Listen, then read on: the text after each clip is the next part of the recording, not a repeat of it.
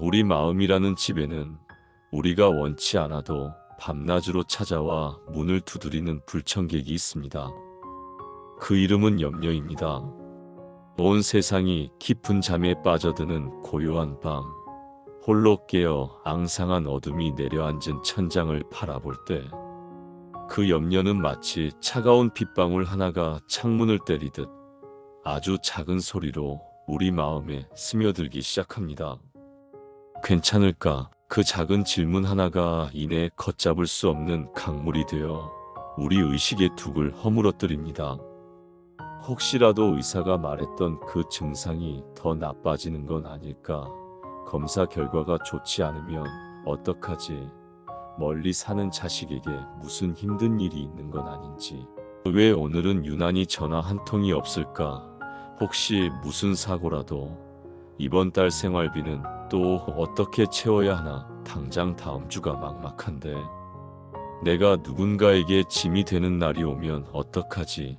어느새 염려는 우리 생각의 주인이 되어 아직 일어나지도 않은 수많은 만약의 시나리오들을 칠흑 같은 어둠 위에 파노라마처럼 펼쳐 보입니다. 최악의 상황, 가장 고통스러운 결말, 가장 수치스러운 순간을 집요하게 상상하게 하며 우리의 심장을 서서히 조여오고 숨을 얕아지게 만듭니다. 우리는 아직 일어나지도 않은 내일의 폭풍우 소리를 오늘 밤의 귓가에서 생생하게 들으며 아직 겪지도 않은 미래의 고통을 오늘의 심장으로 미리 아파합니다. 그렇게 염려는 미래의 시간을 훔쳐와 오늘의 평안을 저당 잡는 교활한 시간 도둑입니다. 그렇게 염려의 밤이 지나고 잿빛 새벽이 밝아오면 우리는 밤새 한숨도 자지 못한 지친 몸을 이끌고 또다시 하루라는 전쟁터로 나아가야 합니다. 애써 웃어 보이지만 마음은 천근만근이고 감사의 기도를 드리려 해도 입술은 떨어지지 않습니다. 염려가 우리의 기쁨을 앗아갔고 평안을 도둑질해 갔으며 감사의 샘을 메마르게 했기 때문입니다. 우리는 마치 흔들의자에 앉아 쉼없이 몸을 흔들지만 결국 단 한 걸음도 앞으로 나아가지 못하는 것처럼 염려라는 보이지 않는 감옥 속에서 소중한 오늘의 시간과 마음의 힘을 속절없이 소진하며 살아갑니다. 만약 지금 그와 같은 염려에 깊고 외로운 밤을 지나고 계신 분이 있다면 오늘 세상에서 가장 어둡고 차가운 곳 로마의 감옥 안에서 기록된 한 줄기 빛과 같은 말씀을 붙드시기 바랍니다. 이것은 고통을 겪어보지 않은 자의 이상적인 충고가 아닙니다. 쇠사슬에 묶여 내일의 생사조차 알 수 없는 가장 깊은 절망의 자리에서 그럼에도 불구하고 하늘의 평강을 누렸던 한 노사도의 피 묻은 믿음의 고백입니다. 오늘 우리는 이 말씀을 한 단어, 한 구절, 우리의 영혼 깊은 곳에 새기며 염려라는 거친 파도를 넘어 하나님의 평강이라는 고요한 항구에 든든히 닻을 내리는 믿음의 여정을 떠나고자 합니다. 오늘 우리가 함께 마음 깊이 새길 말씀은 빌립보서 4장 6절 상반절입니다. 아무것도 염려하지 말고. 이 말씀을 처음 마주할 때 우리의 마음에는 정직한 반문이 떠오릅니다. 어떻게 아무것도 염려하지 않을 수 있습니까? 내 삶을 둘러싼 문제들이 이렇게나 많은데 자녀의 문제, 건강의 문제, 재정의 문제, 관계의 문제 어느 것 하나 마음 놓을 수 없는 이 현실 속에서 염려하지 말라는 이 말씀은 너무나 비현실적이고 심지어는 무책임하게 들리기까지 합니다. 맞습니다. 우리의 힘으로는 우리의 의지로는 결코 염려하지 않을 수 없습니다. 성경은 우리의 연약함을 모른 채 그저 무조건적으로 염려하지 말라고 다그치는 무정한 책이 결코 아닙니다.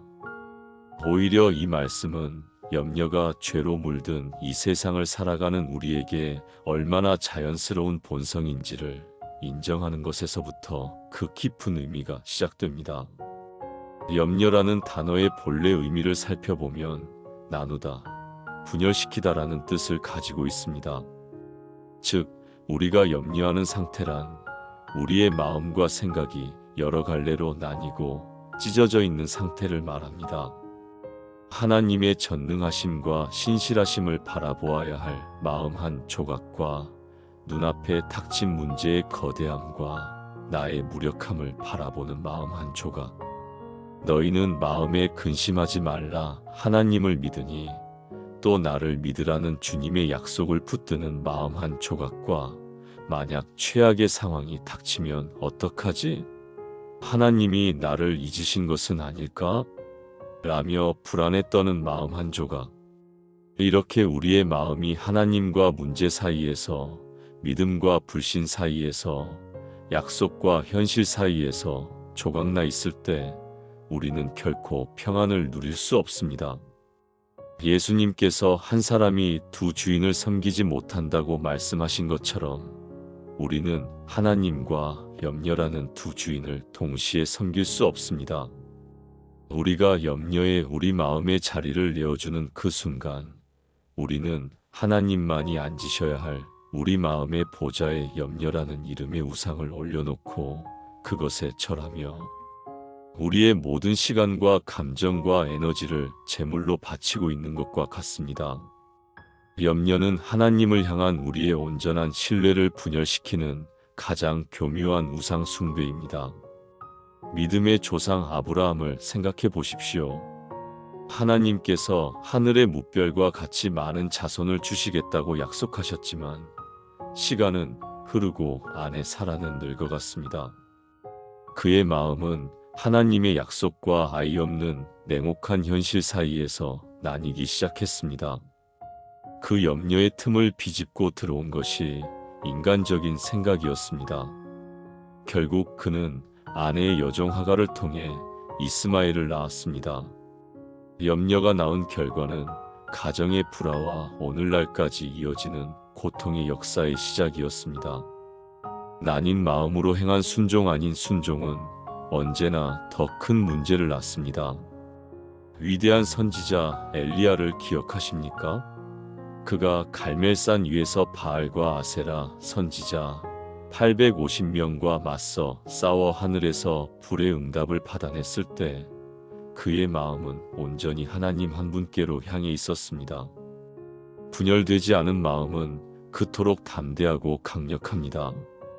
그러나 바로 다음 순간 이세벨 왕비의 살해의 위협 한마디에 그의 마음은 살아계신 하나님과 자신의 목숨 사이에서 찢어졌습니다. 방금 전까지 초자연적인 역사를 경험했던 그는 모든 것을 잊고 광야로 도망쳐 로뎀 나무 아래에 쓰러져 여호와여 넉넉하오니 지금 내 생명을 거두시옵소서라고 절규했습니다. 위대한 선지자마저도 마음이 나뉘는 순간 염려의 깊은 수렁에 빠져 모든 것을 포기하고 싶어졌던 것입니다. 누가복음 10장에 나오는 마르다와 마리아의 이야기를 떠올려 보십시오. 마르다는 예수님을 대접하기 위해 분주했습니다. 그러나 그녀의 마음은 많은 일로 염려하고 근심하는 상태, 즉 예수님을 섬기는 일과 동생에 대한 서운함과 일의 부담감 사이에서 여러 갈래로 찢어져 있었습니다. 반면 마리아는 예수님의 발치에 앉아 그분의 말씀, 오직 한 가지에만 온전히 집중했습니다. 예수님은 마르다의 분주한 섬김을 책망하신 것이 아니라 그녀의 나뉜 마음을 안타까워하시며 마리아는 이 좋은 편을 택하였으니 빼앗기지 아니하리라고 말씀하셨습니다. 염려는 우리에게서 빼앗기지 말아야 할 가장 좋은 것, 곧 주님과의 온전한 사귐을 빼앗아 갑니다. 이 말씀, 아무것도 염려하지 말라는 명령을 기록한 사도 바울은 지금 어디에 있습니까? 그는 따뜻하고 안락한 서재에서 이 편지를 쓴 것이 아닙니다. 그는 로마의 차가운 감옥, 언제 처형될지 모르는 절망적인 상황 속에서 이 글을 쓰고 있습니다. 밖에서는 자신을 죽이려는 세력들이 있고 안에서는 자신이 세운 교회들에 대한 걱정이 가득했을 것입니다. 인간적으로는 염려할 이유가 차고 넘치는 곳이었습니다. 그러나 바로 그 자리에서 바울은 역설적으로 기뻐하라고 외치고 아무것도 염려하지 말라고 선포합니다. 이것은 그가 고통을 느끼지 못하는 특별한 사람이어서가 아니라 염려보다 크신 하나님이 누구신지를 알았기 때문입니다. 그의 마음이 문제에 나뉘어 있지 않고 오직 그리스도 예수 한 분께 온전히 고정되어 있었기 때문입니다.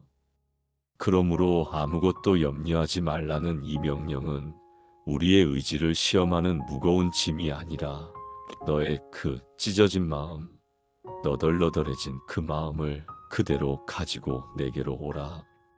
내가 그것을 하나로 꿰매어주고 온전하게 만들어주겠다는 사랑의 초대입니다. 염려하는 자신을 자책하는 대신 주님, 제 마음이 또 이렇게 나뉘어 흔들립니다. 이 찢어진 마음을 주님 앞에 그대로 가져왔사오니 주님의 능력으로 하나 되게 하여 주옵소서라고 고백하는 것. 그것이 바로 이 불가능해 보이는 명령을 향한 우리의 첫 번째 순종이요, 치유의 시작이 될 것입니다. 그렇다면 하나님께서는 이 찢어지고 분열된 우리의 마음을 어떻게 하나로 모으시고 염려를 평안으로 바꾸시는 것일까요? 성경은 이어서 그 구체적이고 실제적인 방법을 마치 의사가 처방전을 내리듯 명확하게 제시합니다. 빌립보서 4장 6절 하반절 말씀입니다. 다만 모든 일에 기도와 간구로 너희 구할 것을 감사함으로 하나님께 아뢰라. 여기에는 염려라는 독을 해독하는 세 가지 강력한 영적 약재가 등장합니다. 바로 기도와 간구와 감사입니다. 우리는 먼저 첫 번째 기둥인 기도에 대해 깊이 묵상하고자 합니다. 기도는 단순히 무언가를 달라고 요청하는 행위 이전에 하나님과의 관계와 사귐 그 자체를 의미합니다. 이 단어는 나의 모든 소원을 가지고 하나님께로 나아가는 행위를 포괄하는 가장 넓은 의미의 단어로 특별히 경배와 예배의 의미를 담고 있습니다.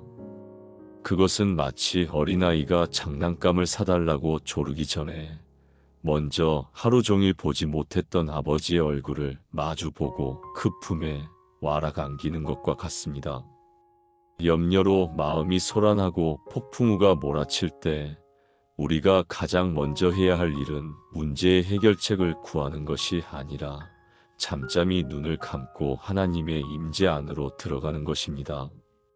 나의 문제 목록을 줄줄이 꺼내놓기 전에 먼저 그분의 이름을 부르는 것입니다. 하나님 아버지, 나의 주님. 그리고 속삭이는 것입니다. 하나님, 제가 지금 여기 주님 앞에 있습니다. 주님도 여기 제 곁에 계시지요? 나의 상황이 얼마나 절망적인지와 상관없이 어제도 계셨고 오늘도 계시며 영원토록 변치 않고 내 곁을 지키시는 하나님, 그분의 존재 자체를 인정하고 그분과의 관계를 확인하는 것. 이것이 모든 기도의 시작입니다. 모세가 호렙산 불타는 떨기나무 앞에서 신을 벗었던 것을 기억하십니까?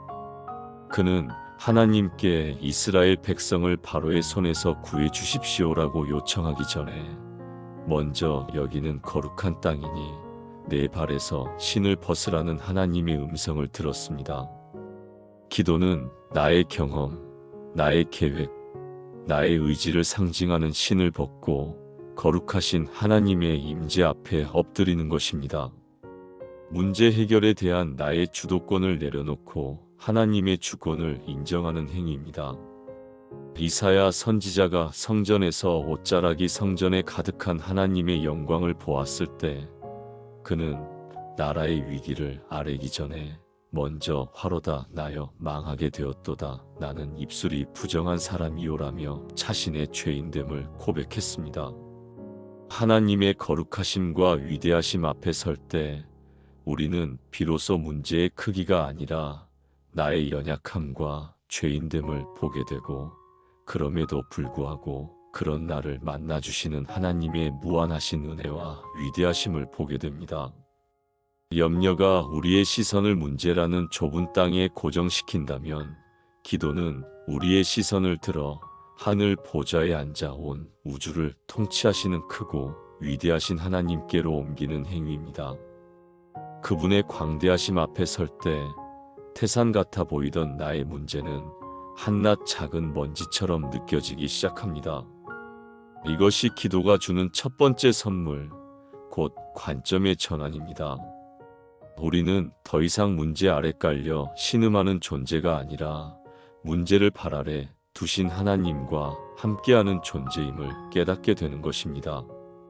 하나님과의 관계가 회복되고 그분의 임재 안에 거하며 관점이 전환될 때 우리는 비로소 두 번째와 세 번째 기둥인 간구와 감사로 나아갈 수 있습니다. 간구는 우리의 특정한 필요와 소원을 구체적이고 솔직하게 하나님께 아뢰는 것을 의미합니다. 기도가 하나님과의 관계를 확인하는 경배의 차원이라면 간구는 그 깊은 신뢰의 관계 안에서 나의 모든 사정과 아픔을 숨김없이 쏟아놓는 탄원의 차원입니다. 많은 경우 우리는 하나님 앞에 두루뭉술하게 기도합니다. 하나님, 제 사정 다 아시지요? 알아서 잘 해결해 주세요. 물론 하나님은 우리의 머리털까지 세신 바 되신 분입니다. 그러나 하나님께서는 우리가 어린아이처럼 솔직하고 구체적이며 때로는 때를 쓰듯 간절하게 아뢰기를 원하십니다. 자녀의 취업 문제를 놓고 기도하십니까? 그렇다면 우리 아들, 딸 잘되게 해주세요가 아니라 그 아이의 이름을 부르며 그 아이가 지원한 회사의 이름을 아뢰며 면접관의 마음을 움직여 달라고 기도하고 무엇보다 그 아이의 마음속에 있는 불안과 두려움, 자신감 하락까지도 하나님 앞에 내어놓으며 기도하는 것입니다. 재정의 어려움으로 기도하십니까? 그렇다면 돈 문제 해결해 주세요가 아니라 내가 갚아야 할 빚의 정확한 액수를 아뢰고 이번 달에 내야 할 공과금 고지서를 하나님 앞에 펼쳐놓듯 나의 부끄럽고 처절한 필요를 그대로 아뢰는 것입니다. 하나님, 다음 주 카드값 얼마가 부족합니다. 제 힘으로는 길이 보이지 않습니다. 이렇게 구체적으로 아뢰 때 우리의 기도는 막연한 소원에서 구체적인 믿음의 행위로 바뀝니다. 한나의 기도를 기억하십니까? 그는 사무엘상 1장에서 마음이 괴로워서 여호와께 기도하고 통곡하며 아들을 구했습니다. 그의 기도는 점잖지 않았습니다. 너무나 간절하여 제사장이 술에 취했다고 오해할 정도였습니다. 그러나 하나님은 그의 통곡과 서원을 들으시고 이스라엘의 위대한 지도자 사무엘을 허락하셨습니다. 시편의 기자들을 보십시오. 그들은 자신의 감정을 조금도 포장하지 않았습니다. 여호와여, 어느 때까지니이까 나를 영원히 잊으시나이까? 내 하나님이여, 내 하나님이여, 어찌 나를 버리셨나이까? 이처럼 자신의 고통과 의심, 심지어는 분노까지도 하나님 앞에 정직하게 쏟아놓았습니다. 하나님은 우리의 점잖은 기도가 아니라 우리의 진실한 마음을 원하십니다.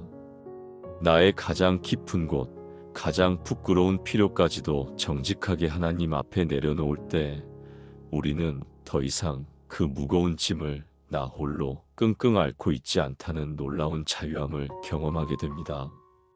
마치 무거운 등산 배낭을 벗어 든든한 아버지의 어깨에 올려드리는 것처럼 간구는 나의 모든 짐과 책임감을 주님께 합법적으로 전가하는 거룩한 믿음의 행위입니다. 그리고 이 모든 것을 가능하게 하는 가장 중요하고 강력한 기둥은 감사입니다.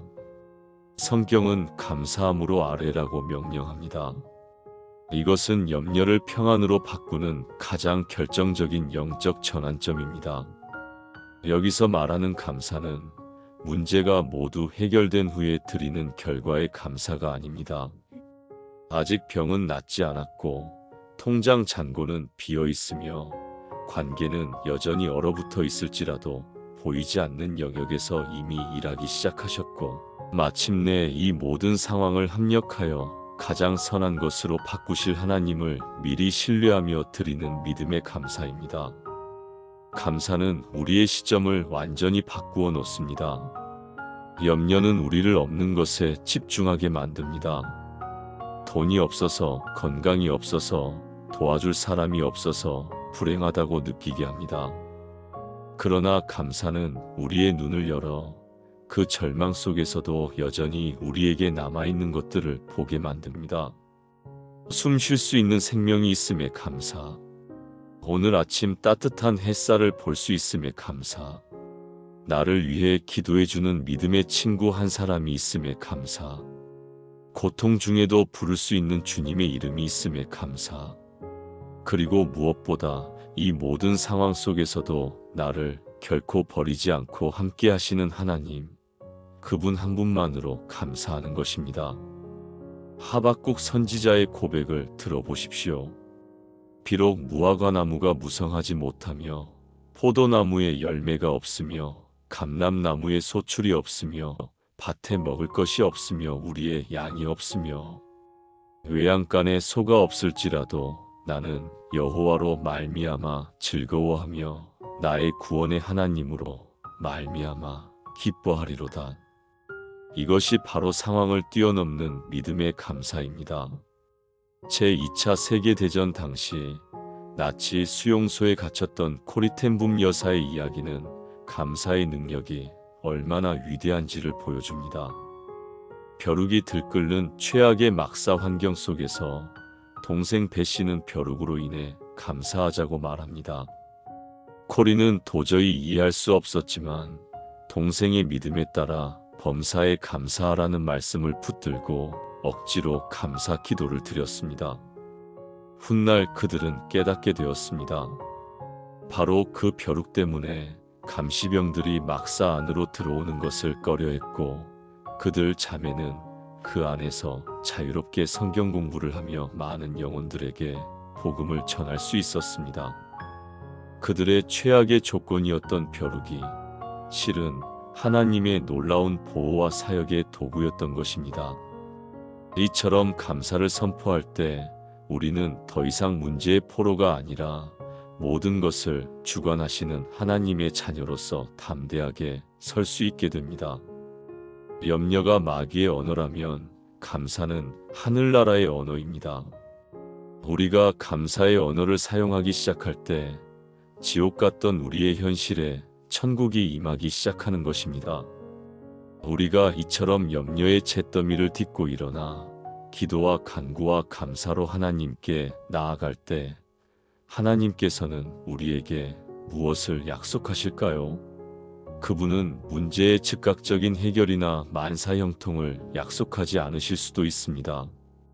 때로는 우리가 기도한 것과 전혀 다른 방식으로 응답하실 때도 있습니다. 그러나 그 모든 것에 앞서 그보다 더 크고 비교할 수 없이 놀라운 선물을 반드시 약속하십니다. 빌립보서 4장 7절 말씀입니다. 그리하면 모든 지각에 뛰어난 하나님의 평강이 그리스도 예수 안에서 너희 마음과 생각을 지키시리라. 하나님의 첫 번째 응답은 상황의 변화가 아니라 내면의 평강입니다. 여기서 말하는 평강은 세상이 말하는 평안과는 근본적으로 다릅니다. 세상의 평안은 문제가 없고 갈등이 없으며 모든 조건이 만족스러울 때 찾아오는 감정적인 상태입니다. 거친 파도가 모두 그쳐야만 누릴 수 있는 잔잔함입니다. 그래서 작은 문제 하나만 터져도 세상의 평안은 유리잔처럼 쉽게 깨어져 버립니다. 그러나 하나님의 평강은 히브리인들이 말하는 샬롬의 개념처럼 단순히 고요한 상태가 아니라 모든 것이 제자리에 있는 온전함과 충만함의 상태를 의미합니다. 이것은 여전히 삶의 폭풍우가 내 주위에서 세차게 몰아치고 있는데도 그 폭풍의 가장 깊은 중심, 폭풍의 눈 안에서 온 우주의 주권자이신 주님과 함께 있기에 누릴 수 있는 깊고 흔들리지 않는 중심입니다. 문제가 사라져서가 아니라 문제보다 비교할 수 없이 크신 하나님이 지금 내 손을 붙들고 계심을 믿기에 찾아오는 하늘로부터의 고요함입니다. 갈릴리 바다 위에서 풍랑을 만나 두려워 떨던 제자들과 달리 배 안에서 평안히 주무시던 예수님의 모습이 바로 이 평강이 완전한 그림입니다. 그래서 이 평강은 모든 지각에 뛰어난 것입니다. 우리의 이성과 논리, 경험과 상식으로는 도저히 이해하고 설명할 수 없는 신비한 평안이라는 뜻입니다. 아니, 상황은 하나도 나아지지 않았는데, 암 투병 중인데, 사업이 망했는데, 어떻게 저 사람은 저렇게 평안할 수 있지? 세상 사람들이 결코 이해할 수 없는 바로 그 평안. 그것이 바로 하나님께서 고난 중에 있는 당신의 자녀에게만 주시는 특별한 하늘의 선물, 초자연적인 평안입니다. 그리고 이 평강은 우리를 위해 놀랍고도 실제적인 일을 합니다. 너희 마음과 생각을 지키시리라. 여기서 지키다는 단어는 단순한 보호를 넘어 성을 포위한 적군으로부터 철통같이 경계하며 보초를 서는 강력한 군대의 이미지를 담고 있습니다. 마치 로마의 정예 군단이 황제를 호위하듯 하나님의 평강이라는 하늘의 군대가 우리의 마음과 생각을 겹겹이 에워싸 지켜준다는 것입니다. 우리의 마음, 즉 감정의 영역은 얼마나 쉽게 무너집니다.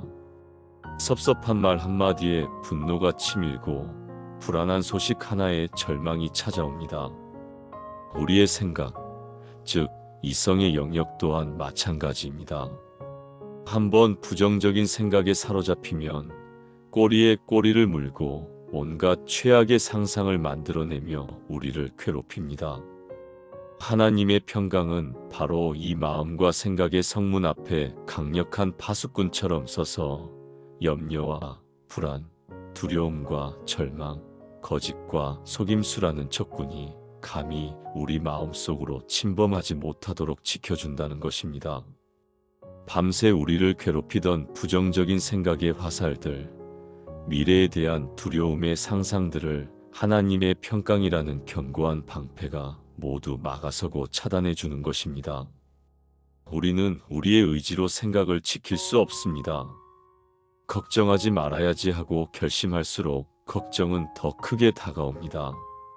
그러나 우리가 모든 것을 내려놓고 기도와 간구와 감사로 주님께 나아갈 때 주님의 평강이 우리를 대신하여 우리의 마음을 지켜주시고 그 안에서 참된 쉼과 안식을 누리게 하시는 것입니다.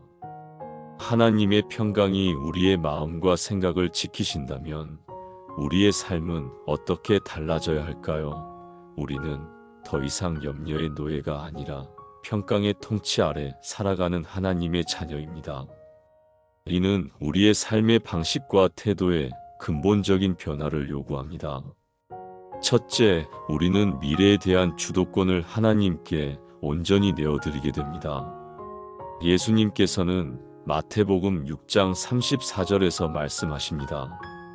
그러므로 내일 일을 위하여 염려하지 말라. 내일 일은 내일이 염려할 것이요 한날의 괴로움은 그날로 족하니라. 이는 미래에 대해 무계획적이고 무책임하게 살라는 말씀이 아닙니다. 아직 오지도 않은 내일의 짐을 오늘 미리 당겨와 스스로 지고 끙끙대지 말라는 것입니다.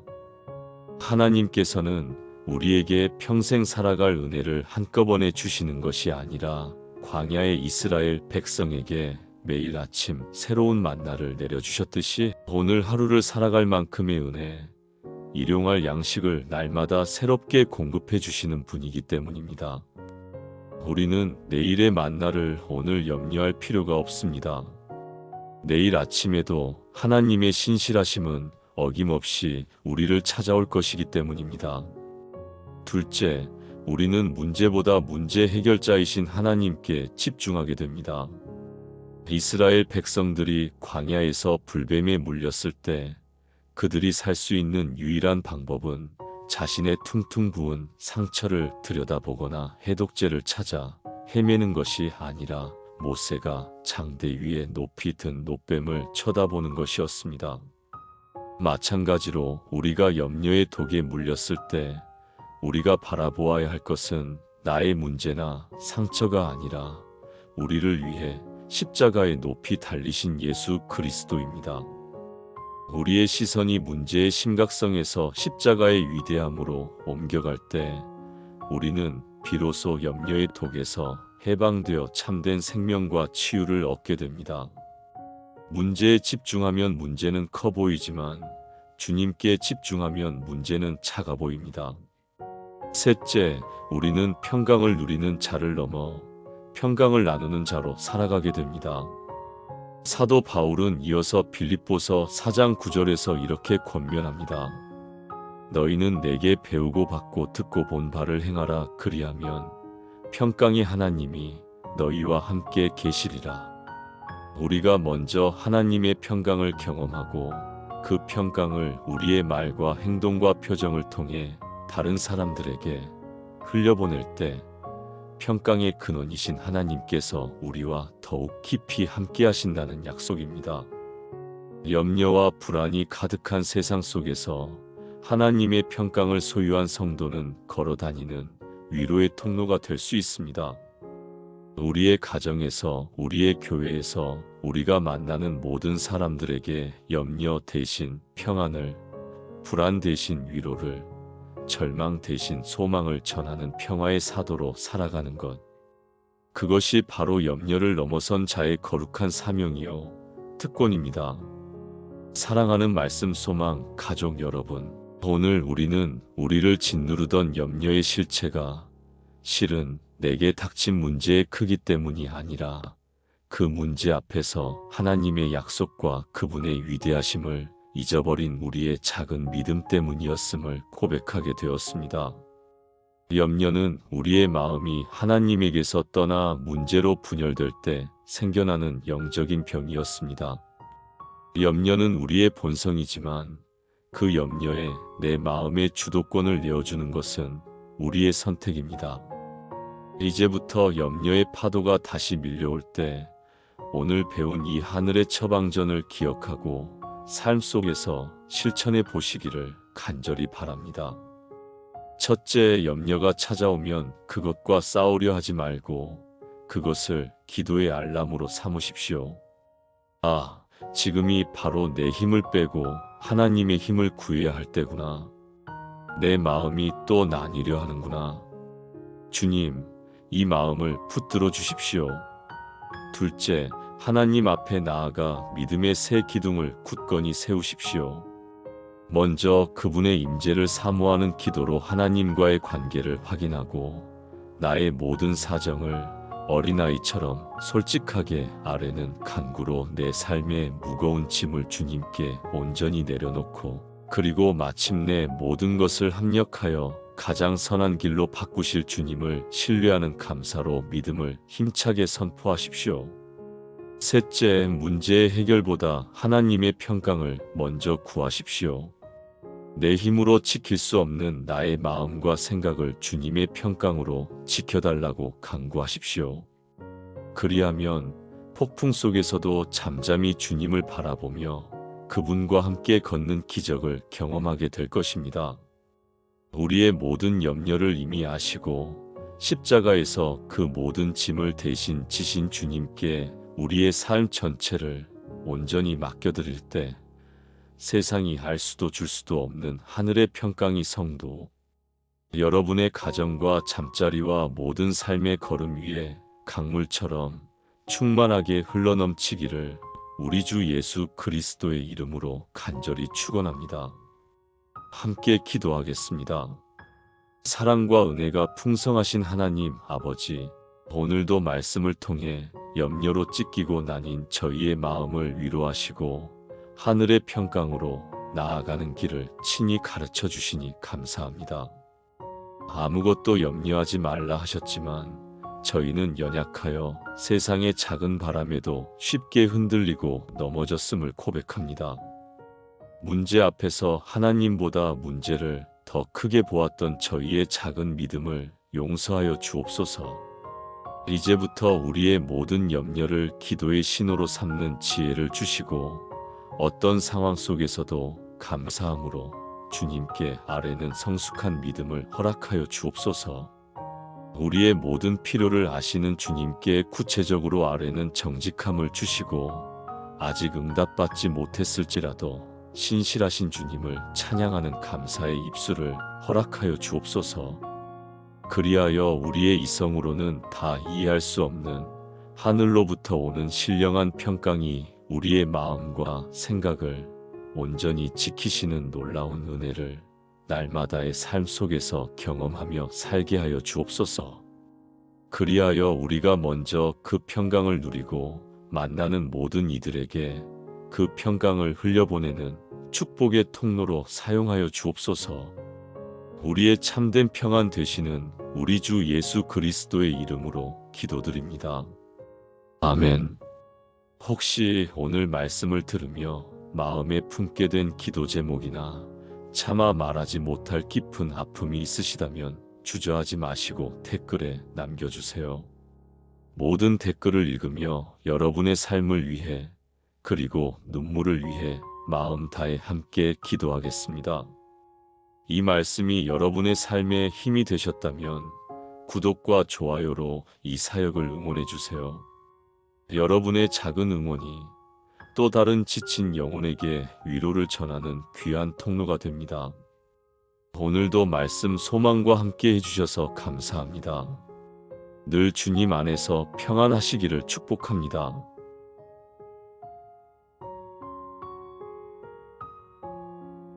우리 마음이라는 집에는 우리가 원치 않아도 밤낮으로 찾아와 문을 두드리는 불청객이 있습니다. 그 이름은 염려입니다. 온 세상이 깊은 잠에 빠져드는 고요한 밤, 홀로 깨어 앙상한 어둠이 내려앉은 천장을 바라볼 때 그 염려는 마치 차가운 빗방울 하나가 창문을 때리듯 아주 작은 소리로 우리 마음에 스며들기 시작합니다. 괜찮을까? 그 작은 질문 하나가 이내 걷잡을 수 없는 강물이 되어 우리 의식의 둑을 허물어뜨립니다. 혹시라도 의사가 말했던 그 증상이 더 나빠지는 건 아닐까? 검사 결과가 좋지 않으면 어떡하지? 멀리 사는 자식에게 무슨 힘든 일이 있는 건 아닌지? 왜 오늘은 유난히 전화 한 통이 없을까? 혹시 무슨 사고라도? 이번 달 생활비는 또 어떻게 채워야 하나? 당장 다음 주가 막막한데. 내가 누군가에게 짐이 되는 날이 오면 어떡하지? 어느새 염려는 우리 생각의 주인이 되어 아직 일어나지도 않은 수많은 만약의 시나리오들을 칠흑 같은 어둠 위에 파노라마처럼 펼쳐 보입니다. 최악의 상황, 가장 고통스러운 결말, 가장 수치스러운 순간을 집요하게 상상하게 하며 우리의 심장을 서서히 조여오고 숨을 얕아지게 만듭니다. 우리는 아직 일어나지도 않은 내일의 폭풍우 소리를 오늘 밤의 귓가에서 생생하게 들으며 아직 겪지도 않은 미래의 고통을 오늘의 심장으로 미리 아파합니다. 그렇게 염려는 미래의 시간을 훔쳐와 오늘의 평안을 저당 잡는 교활한 시간 도둑입니다. 그렇게 염려의 밤이 지나고 잿빛 새벽이 밝아오면 우리는 밤새 한숨도 자지 못한 지친 몸을 이끌고 또다시 하루라는 전쟁터로 나아가야 합니다.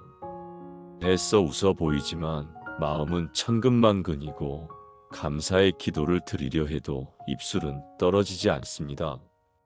염려가 우리의 기쁨을 앗아갔고 평안을 도둑질해 갔으며 감사의 샘을 메마르게 했기 때문입니다. 우리는 마치 흔들의자에 앉아 쉼없이 몸을 흔들지만 결국 단 한 걸음도 앞으로 나아가지 못하는 것처럼 염려라는 보이지 않는 감옥 속에서 소중한 오늘의 시간과 마음의 힘을 속절없이 소진하며 살아갑니다. 만약 지금 그와 같은 염려에 깊고 외로운 밤을 지나고 계신 분이 있다면 오늘 세상에서 가장 어둡고 차가운 곳 로마의 감옥 안에서 기록된 한 줄기 빛과 같은 말씀을 붙드시기 바랍니다. 이것은 고통을 겪어보지 않은 자의 이상적인 충고가 아닙니다. 쇠사슬에 묶여 내일의 생사조차 알 수 없는 가장 깊은 절망의 자리에서 그럼에도 불구하고 하늘의 평강을 누렸던 한 노사도의 피 묻은 믿음의 고백입니다. 오늘 우리는 이 말씀을 한 단어, 한 구절, 우리의 영혼 깊은 곳에 새기며 염려라는 거친 파도를 넘어 하나님의 평강이라는 고요한 항구에 든든히 닻을 내리는 믿음의 여정을 떠나고자 합니다. 오늘 우리가 함께 마음 깊이 새길 말씀은 빌립보서 4장 6절 상반절입니다. 아무것도 염려하지 말고. 이 말씀을 처음 마주할 때 우리의 마음에는 정직한 반문이 떠오릅니다. 어떻게 아무것도 염려하지 않을 수 있습니까? 내 삶을 둘러싼 문제들이 이렇게나 많은데, 자녀의 문제, 건강의 문제, 재정의 문제, 관계의 문제, 어느 것 하나 마음 놓을 수 없는 이 현실 속에서 염려하지 말라는 이 말씀은 너무나 비현실적이고 심지어는 무책임하게 들리기까지 합니다. 맞습니다. 우리의 힘으로는, 우리의 의지로는 결코 염려하지 않을 수 없습니다. 성경은 우리의 연약함을 모른 채 그저 무조건적으로 염려하지 말라고 다그치는 무정한 책이 결코 아닙니다. 오히려 이 말씀은 염려가 죄로 물든 이 세상을 살아가는 우리에게 얼마나 자연스러운 본성인지를 인정하는 것에서부터 그 깊은 의미가 시작됩니다. 염려라는 단어의 본래 의미를 살펴보면 나누다, 분열시키다라는 뜻을 가지고 있습니다.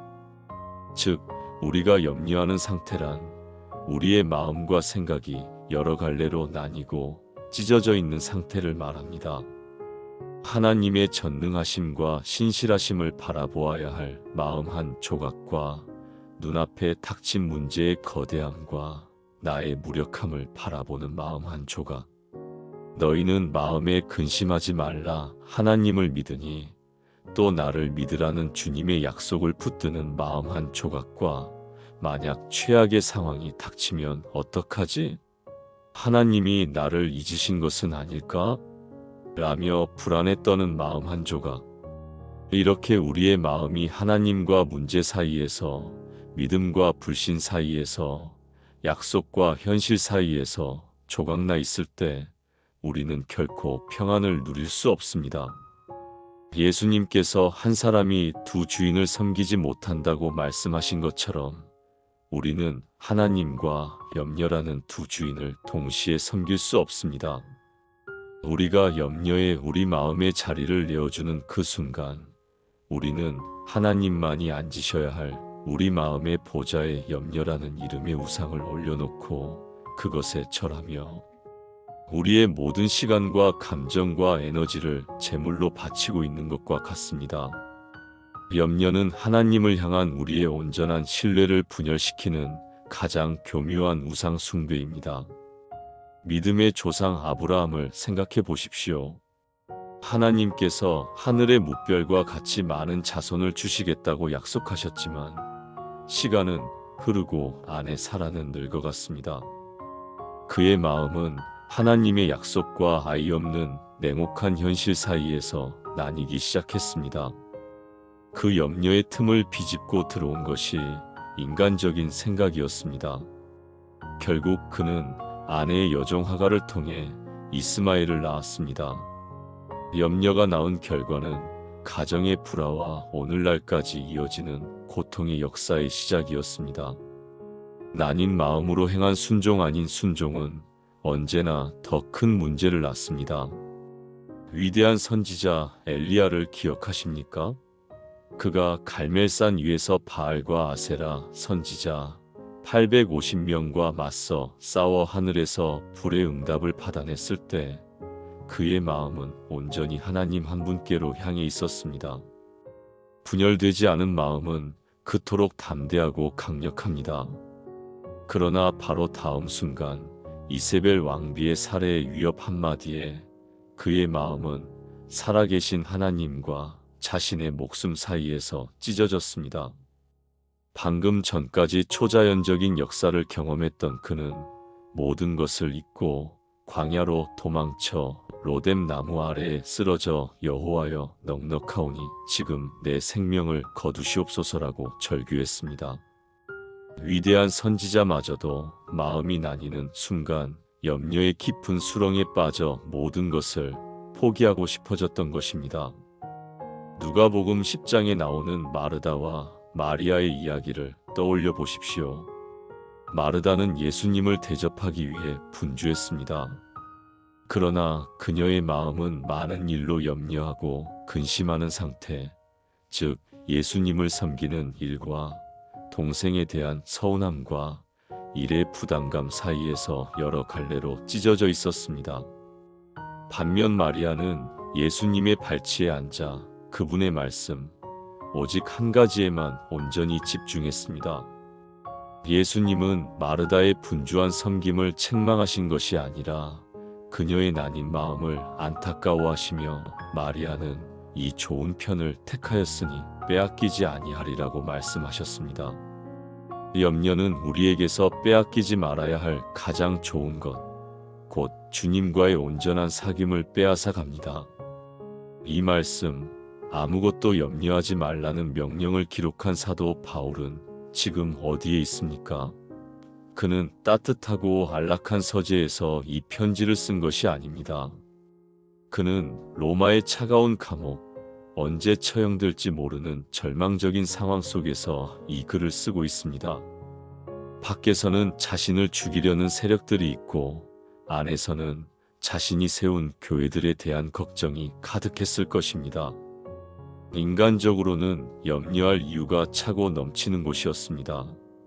그러나 바로 그 자리에서 바울은 역설적으로 기뻐하라고 외치고 아무것도 염려하지 말라고 선포합니다. 이것은 그가 고통을 느끼지 못하는 특별한 사람이어서가 아니라 염려보다 크신 하나님이 누구신지를 알았기 때문입니다. 그의 마음이 문제에 나뉘어 있지 않고 오직 그리스도 예수 한 분께 온전히 고정되어 있었기 때문입니다. 그러므로 아무것도 염려하지 말라는 이 명령은 우리의 의지를 시험하는 무거운 짐이 아니라 너의 그 찢어진 마음, 너덜너덜해진 그 마음을 그대로 가지고 내게로 오라. 내가 그것을 하나로 꿰매어주고 온전하게 만들어주겠다는 사랑의 초대입니다. 염려하는 자신을 자책하는 대신 주님, 제 마음이 또 이렇게 나뉘어 흔들립니다. 이 찢어진 마음을 주님 앞에 그대로 가져왔사오니 주님의 능력으로 하나 되게 하여 주옵소서라고 고백하는 것. 그것이 바로 이 불가능해 보이는 명령을 향한 우리의 첫 번째 순종이요, 치유의 시작이 될 것입니다. 그렇다면 하나님께서는 이 찢어지고 분열된 우리의 마음을 어떻게 하나로 모으시고 염려를 평안으로 바꾸시는 것일까요? 성경은 이어서 그 구체적이고 실제적인 방법을 마치 의사가 처방전을 내리듯 명확하게 제시합니다. 빌립보서 4장 6절 하반절 말씀입니다. 다만 모든 일에 기도와 간구로 너희 구할 것을 감사함으로 하나님께 아뢰라. 여기에는 염려라는 독을 해독하는 세 가지 강력한 영적 약재가 등장합니다. 바로 기도와 간구와 감사입니다. 우리는 먼저 첫 번째 기둥인 기도에 대해 깊이 묵상하고자 합니다. 기도는 단순히 무언가를 달라고 요청하는 행위 이전에 하나님과의 관계와 사귐 그 자체를 의미합니다.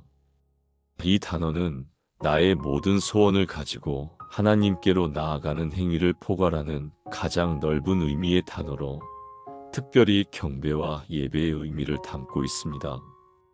그것은 마치 어린아이가 장난감을 사달라고 조르기 전에 먼저 하루 종일 보지 못했던 아버지의 얼굴을 마주보고 그 품에 와락 안기는 것과 같습니다. 염려로 마음이 소란하고 폭풍우가 몰아칠 때 우리가 가장 먼저 해야 할 일은 문제의 해결책을 구하는 것이 아니라 잠잠히 눈을 감고 하나님의 임재 안으로 들어가는 것입니다. 나의 문제 목록을 줄줄이 꺼내놓기 전에 먼저 그분의 이름을 부르는 것입니다. 하나님 아버지, 나의 주님. 그리고 속삭이는 것입니다. 하나님, 제가 지금 여기 주님 앞에 있습니다. 주님도 여기 제 곁에 계시지요? 나의 상황이 얼마나 절망적인지와 상관없이 어제도 계셨고 오늘도 계시며 영원토록 변치 않고 내 곁을 지키시는 하나님, 그분의 존재 자체를 인정하고 그분과의 관계를 확인하는 것. 이것이 모든 기도의 시작입니다. 모세가 호렙산 불타는 떨기나무 앞에서 신을 벗었던 것을 기억하십니까? 그는 하나님께 이스라엘 백성을 바로의 손에서 구해 주십시오라고 요청하기 전에 먼저 여기는 거룩한 땅이니 내 발에서 신을 벗으라는 하나님의 음성을 들었습니다. 기도는 나의 경험, 나의 계획, 나의 의지를 상징하는 신을 벗고 거룩하신 하나님의 임재 앞에 엎드리는 것입니다. 문제 해결에 대한 나의 주도권을 내려놓고 하나님의 주권을 인정하는 행위입니다. 이사야 선지자가 성전에서 옷자락이 성전에 가득한 하나님의 영광을 보았을 때 그는 나라의 위기를 아뢰기 전에 먼저 화로다 나여 망하게 되었도다 나는 입술이 부정한 사람이오라며 자신의 죄인됨을 고백했습니다. 하나님의 거룩하심과 위대하심 앞에 설 때 우리는 비로소 문제의 크기가 아니라 나의 연약함과 죄인됨을 보게 되고, 그럼에도 불구하고 그런 나를 만나주시는 하나님의 무한하신 은혜와 위대하심을 보게 됩니다. 염려가 우리의 시선을 문제라는 좁은 땅에 고정시킨다면, 기도는 우리의 시선을 들어 하늘 보좌에 앉아 온 우주를 통치하시는 크고 위대하신 하나님께로 옮기는 행위입니다. 그분의 광대하심 앞에 설 때 태산 같아 보이던 나의 문제는 한낱 작은 먼지처럼 느껴지기 시작합니다. 이것이 기도가 주는 첫 번째 선물, 곧 관점의 전환입니다. 우리는 더 이상 문제 아래 깔려 신음하는 존재가 아니라 문제를 발 아래 두신 하나님과 함께하는 존재임을 깨닫게 되는 것입니다. 하나님과의 관계가 회복되고 그분의 임재 안에 거하며 관점이 전환될 때 우리는 비로소 두 번째와 세 번째 기둥인 간구와 감사로 나아갈 수 있습니다. 간구는 우리의 특정한 필요와 소원을 구체적이고 솔직하게 하나님께 아뢰는 것을 의미합니다. 기도가 하나님과의 관계를 확인하는 경배의 차원이라면, 간구는 그 깊은 신뢰의 관계 안에서 나의 모든 사정과 아픔을 숨김없이 쏟아놓는 탄원의 차원입니다. 많은 경우 우리는 하나님 앞에 두루뭉술하게 기도합니다. 하나님, 제 사정 다 아시지요? 알아서 잘 해결해 주세요. 물론 하나님은 우리의 머리털까지 세신 바 되신 분입니다. 그러나 하나님께서는 우리가 어린아이처럼 솔직하고 구체적이며 때로는 때를 쓰듯 간절하게 아뢰기를 원하십니다. 자녀의 취업 문제를 놓고 기도하십니까? 그렇다면 우리 아들, 딸 잘되게 해주세요가 아니라 그 아이의 이름을 부르며 그 아이가 지원한 회사의 이름을 아뢰며 면접관의 마음을 움직여 달라고 기도하고, 무엇보다 그 아이의 마음속에 있는 불안과 두려움, 자신감 하락까지도 하나님 앞에 내어놓으며 기도하는 것입니다. 재정의 어려움으로 기도하십니까? 그렇다면 돈 문제 해결해 주세요가 아니라 내가 갚아야 할 빚의 정확한 액수를 아뢰고 이번 달에 내야 할 공과금 고지서를 하나님 앞에 펼쳐놓듯 나의 부끄럽고 처절한 필요를 그대로 아뢰는 것입니다. 하나님, 다음 주 카드값 얼마가 부족합니다. 제 힘으로는 길이 보이지 않습니다. 이렇게 구체적으로 아뢰 때 우리의 기도는 막연한 소원에서 구체적인 믿음의 행위로 바뀝니다. 한나의 기도를 기억하십니까? 그는 사무엘상 1장에서 마음이 괴로워서 여호와께 기도하고 통곡하며 아들을 구했습니다. 그의 기도는 점잖지 않았습니다. 너무나 간절하여 제사장이 술에 취했다고 오해할 정도였습니다. 그러나 하나님은 그의 통곡과 서원을 들으시고 이스라엘의 위대한 지도자 사무엘을 허락하셨습니다. 시편의 기자들을 보십시오. 그들은 자신의 감정을 조금도 포장하지 않았습니다. 여호와여, 어느 때까지니이까 나를 영원히 잊으시나이까? 내 하나님이여, 내 하나님이여, 어찌 나를 버리셨나이까? 이처럼 자신의 고통과 의심, 심지어는 분노까지도 하나님 앞에 정직하게 쏟아놓았습니다. 하나님은 우리의 점잖은 기도가 아니라 우리의 진실한 마음을 원하십니다. 나의 가장 깊은 곳, 가장 부끄러운 필요까지도 정직하게 하나님 앞에 내려놓을 때 우리는 더 이상 그 무거운 짐을 나 홀로 끙끙 앓고 있지 않다는 놀라운 자유함을 경험하게 됩니다. 마치 무거운 등산 배낭을 벗어 든든한 아버지의 어깨에 올려드리는 것처럼 간구는 나의 모든 짐과 책임감을 주님께 합법적으로 전가하는 거룩한 믿음의 행위입니다. 그리고 이 모든 것을 가능하게 하는 가장 중요하고 강력한 기둥은 감사입니다. 성경은 감사함으로 아뢰라고 명령합니다. 이것은 염려를 평안으로 바꾸는 가장 결정적인 영적 전환점입니다. 여기서 말하는 감사는 문제가 모두 해결된 후에 드리는 결과의 감사가 아닙니다. 아직 병은 낫지 않았고 통장 잔고는 비어 있으며 관계는 여전히 얼어붙어 있을지라도 보이지 않는 영역에서 이미 일하기 시작하셨고 마침내 이 모든 상황을 합력하여 가장 선한 것으로 바꾸실 하나님을 미리 신뢰하며 드리는 믿음의 감사입니다. 감사는 우리의 시점을 완전히 바꾸어 놓습니다. 염려는 우리를 없는 것에 집중하게 만듭니다. 돈이 없어서, 건강이 없어서, 도와줄 사람이 없어서 불행하다고 느끼게 합니다. 그러나 감사는 우리의 눈을 열어 그 절망 속에서도 여전히 우리에게 남아있는 것들을 보게 만듭니다. 숨 쉴 수 있는 생명이 있음에 감사. 오늘 아침 따뜻한 햇살을 볼 수 있음에 감사. 나를 위해 기도해주는 믿음의 친구 한 사람이 있음에 감사. 고통 중에도 부를 수 있는 주님의 이름이 있음에 감사.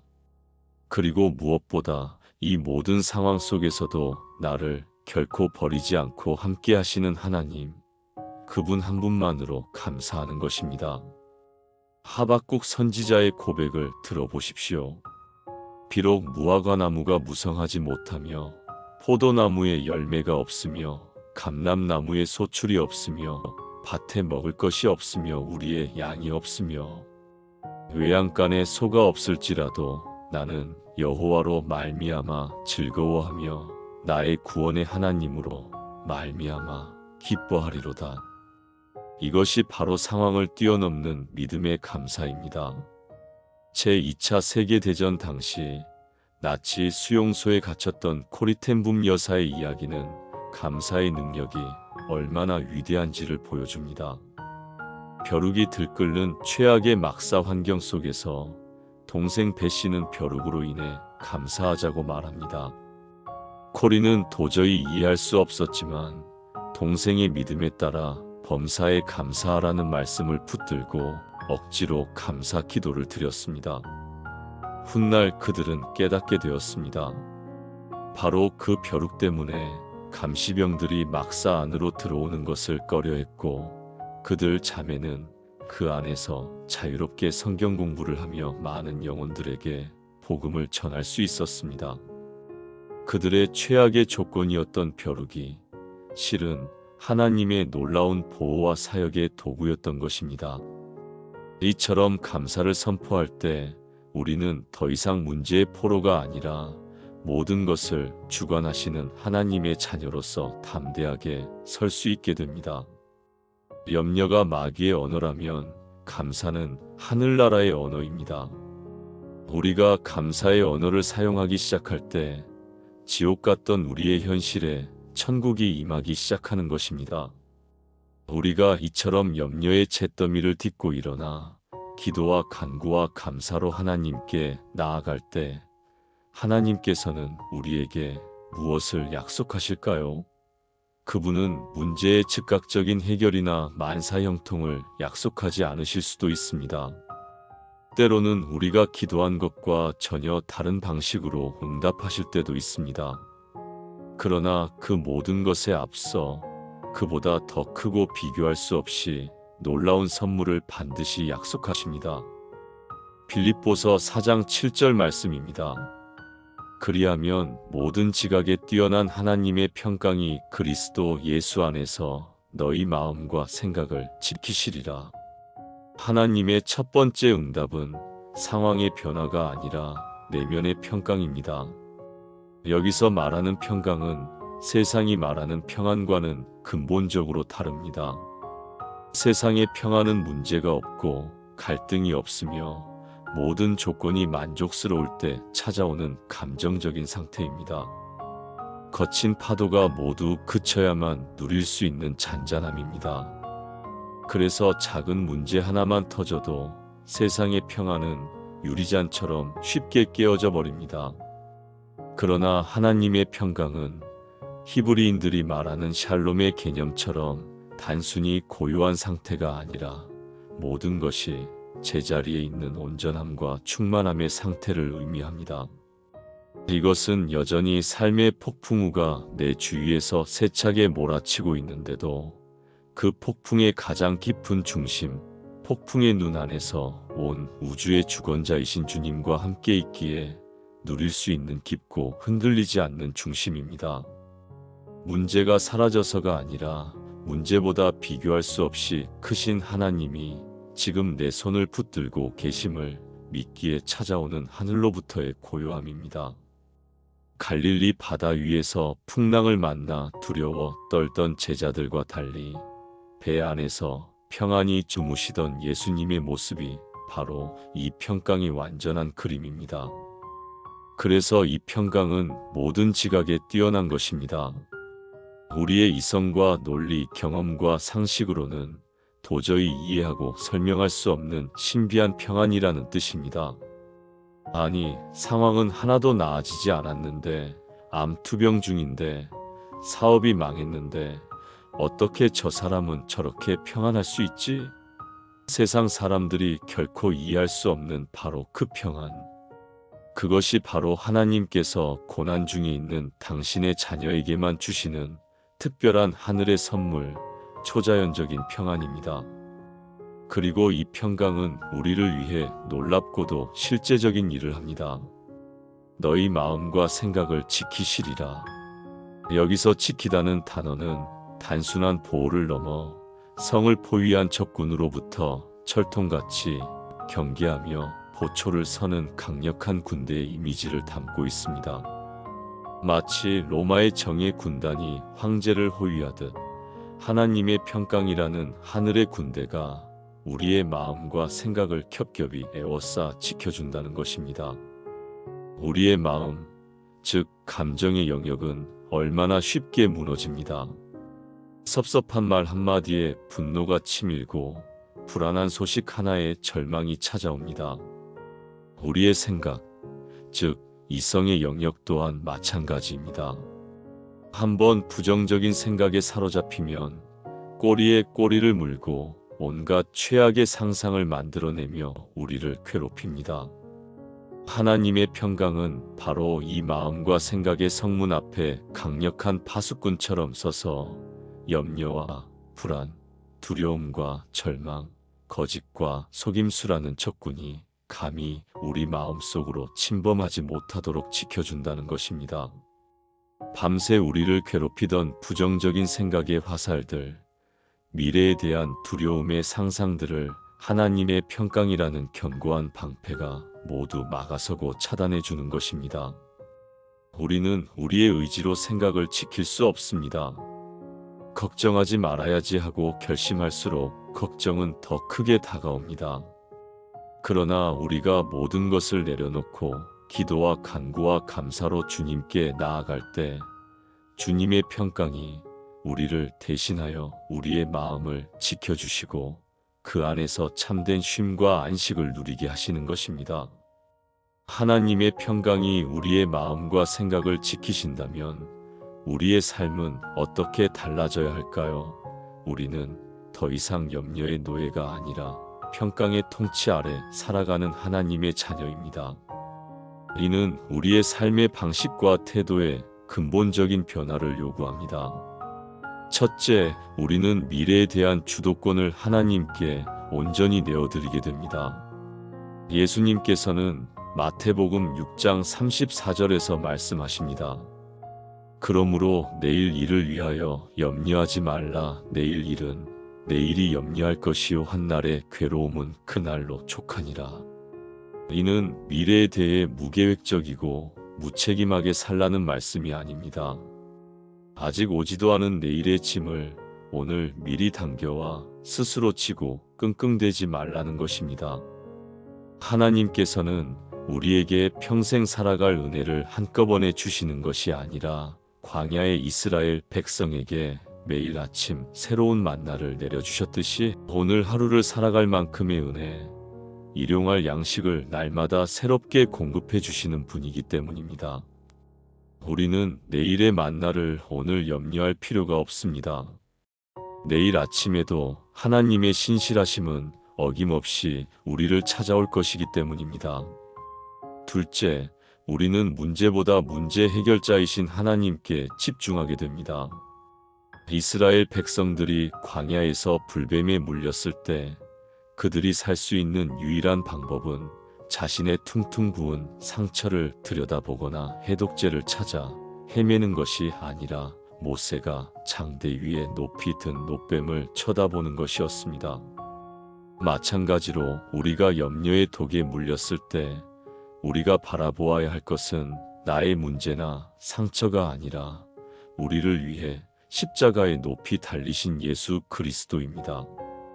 우리의 시선이 문제의 심각성에서 십자가의 위대함으로 옮겨갈 때 우리는 비로소 염려의 독에서 해방되어 참된 생명과 치유를 얻게 됩니다.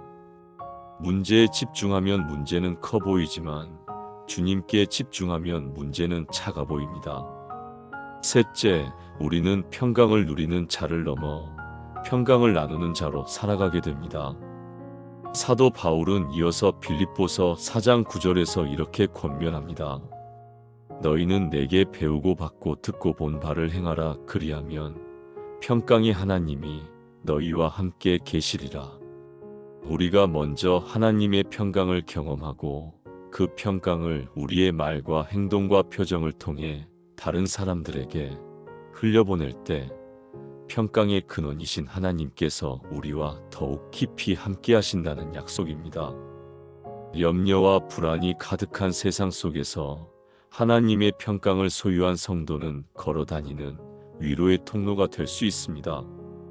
우리의 가정에서, 우리의 교회에서 우리가 만나는 모든 사람들에게 염려 대신 평안을, 불안 대신 위로를, 절망 대신 소망을 전하는 평화의 사도로 살아가는 것. 그것이 바로 염려를 넘어선 자의 거룩한 사명이요, 특권입니다.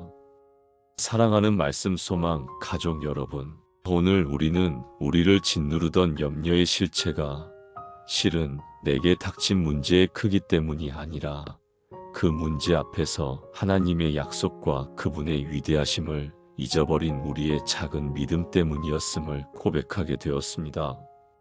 염려는 우리의 마음이 하나님에게서 떠나 문제로 분열될 때 생겨나는 영적인 병이었습니다.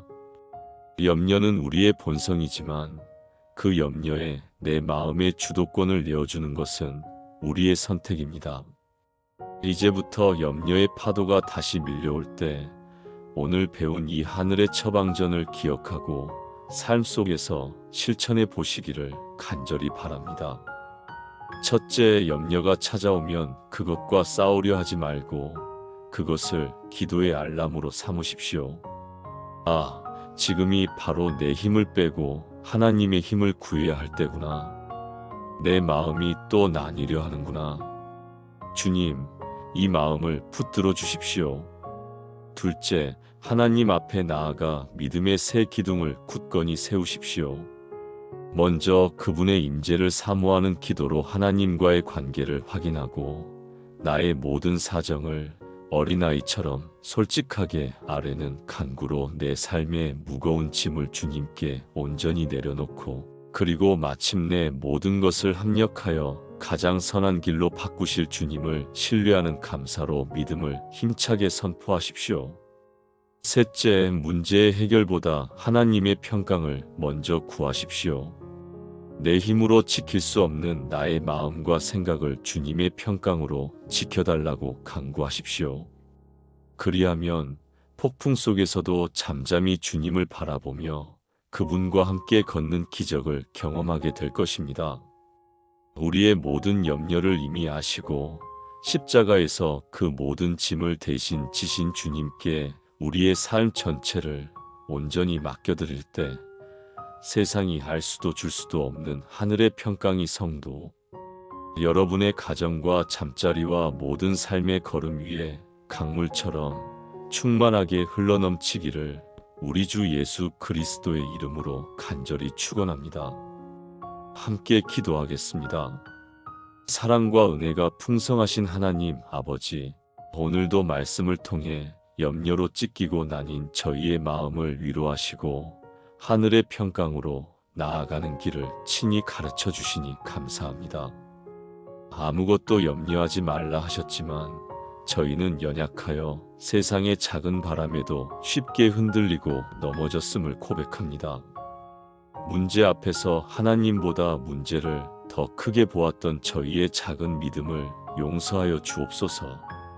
이제부터 우리의 모든 염려를 기도의 신호로 삼는 지혜를 주시고 어떤 상황 속에서도 감사함으로 주님께 아뢰는 성숙한 믿음을 허락하여 주옵소서. 우리의 모든 필요를 아시는 주님께 구체적으로 아뢰는 정직함을 주시고 아직 응답받지 못했을지라도 신실하신 주님을 찬양하는 감사의 입술을 허락하여 주옵소서.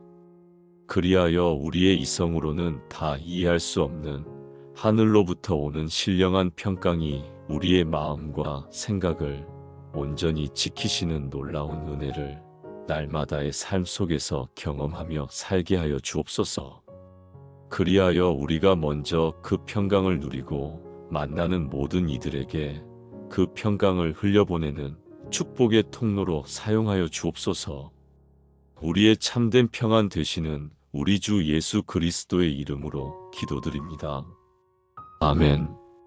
혹시 오늘 말씀을 들으며 마음에 품게 된 기도 제목이나 차마 말하지 못할 깊은 아픔이 있으시다면 주저하지 마시고 댓글에 남겨주세요. 모든 댓글을 읽으며 여러분의 삶을 위해 그리고 눈물을 위해 마음 다해 함께 기도하겠습니다. 이 말씀이 여러분의 삶에 힘이 되셨다면 구독과 좋아요로 이 사역을 응원해주세요. 여러분의 작은 응원이 또 다른 지친 영혼에게 위로를 전하는 귀한 통로가 됩니다. 오늘도 말씀 소망과 함께 해주셔서 감사합니다. 늘 주님 안에서 평안하시기를 축복합니다.